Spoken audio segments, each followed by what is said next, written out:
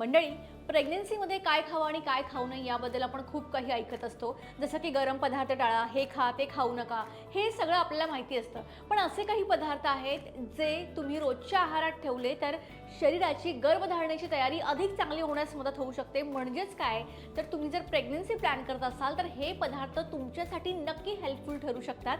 आणि अनेकदा बाळासाठी आपण खूप गोळ्या घेतो, ट्रीटमेंट्स घेतो, वेगवेगळे उपाय करतो, पण आपली लाईफस्टाईल कशी आहे, आपण व्यवस्थित खातो का, पुरेशी झोप घेतो का, स्ट्रेसमध्ये तर नाही आहे ना, याकडे मात्र आपण काही लक्ष देत नाही. तो खरं सांगायचं तर बाळ होण्यासाठी कधी कधी खूप मोठे उपाय नाही तर एक चांगला आहार, चांगली झोप, आनंदी मन या इतक्याच गोष्टी महत्त्वाच्या असतात. म्हणूनच आज मी तुम्हाला असे 5 पदार्थ सांगणार आहे जे तुम्ही रोजच्या आहारात ठेवा.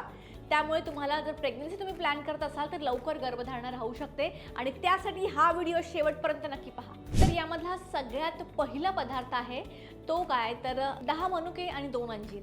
हे काय करायचं आहे, हे तुम्हाला रात्री झोपण्यापूर्वी पाण्यामध्ये भिजवून ठेवायचं आहे आणि सकाळी उठल्यानंतर खायचं आहे. आणि इनफॅक्ट त्यामध्ये ते भिजवलेलं जे पाणी असतं ते पाणीसुद्धा तुम्हाला प्यायचं आहे.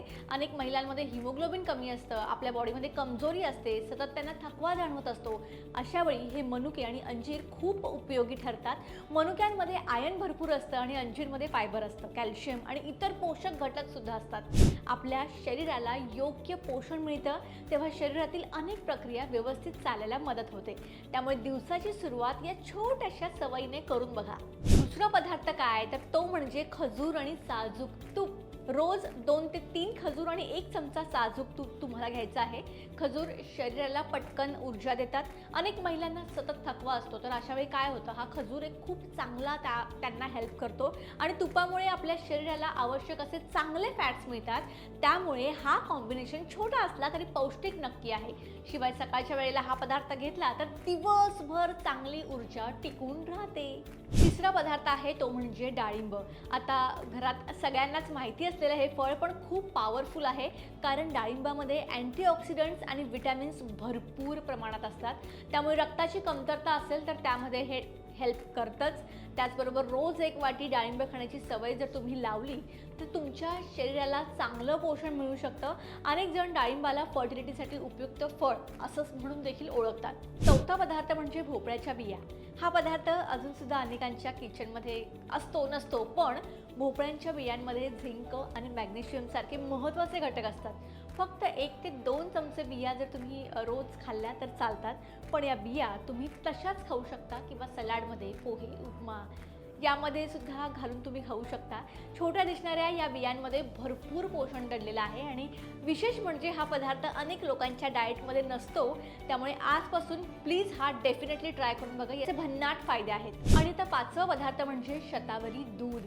रात्री झोपण्याच्या आधी 1 ग्लास कोमट दुधामध्ये अर्धा ते 1 चमचा शतावरी चूर्ण घालून तुम्ही ते मिक्स करून पिऊ शकता. आयुर्वेदामध्ये शतावरीला महिलांच्या आरोग्यासाठी खूप महत्त्व दिलं गेलेलं आहे.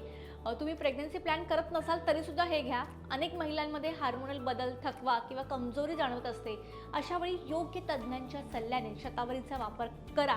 हा खूप आपल्या शरीरासाठी फायदेशीर आहे. मात्र कोणताही नवीन पदार्थ किंवा जर सप्लिमेंट सुरू करणार असाल तर मात्र तुम्ही डॉक्टरांचा सल्ला घेणं गरजेचं आहे. पण एक गोष्ट लक्षात ठेवा, तुम्ही जर चांगला आहार घेत असाल, पुरेशी झोप घेत असाल, स्ट्रेस कमी घेत असाल, स्वतःची काळजी घेत असाल तर तुम्हाला बाकी कोणतीही मेडिकल ट्रीटमेंट करायची काहीच गरज नाही आहे. हे इतकं सुद्धा खूप महत्त्वाचं आहे. म्हणून सतत टेन्शन घेऊ नका की कधी होणार, का होत नाही आहे.